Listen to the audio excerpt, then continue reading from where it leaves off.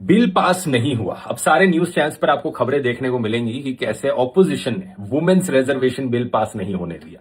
हैरान मत होना, कुछ दिनों बाद प्रधानमंत्री भी अपने भाषणों में जाकर कहने लगे, मेरी माताओं बहनों देखो कैसे ये औरतों के खिलाफ हैं, आप लोगों का बिल नहीं पास होने देते। लेकिन सच बात यह है कि वुमेन्स रिजर्वेशन बिल तो 2023 में पास हो गया था 454:2 के वोट के साथ। तब किसी ने अपोज नहीं किया था उससे।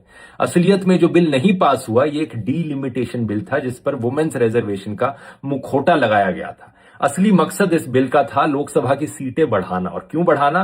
क्योंकि अगर एग्जिस्टिंग 543 सीट्स पर औरतों को रिजर्वेशन दे दी गई तो इन नेताओं को, इन पॉलिटिशियंस को अपनी कुर्सी छोड़नी पड़ेगी। ये लोग अपनी कुर्सी नहीं छोड़ना चाहते, इसलिए इन्होंने कहा सीटें बढ़ा देते हैं और जो बढ़ी हुई सीटें हैं उन पर औरतों को रिजर्वेशन दे देंगे।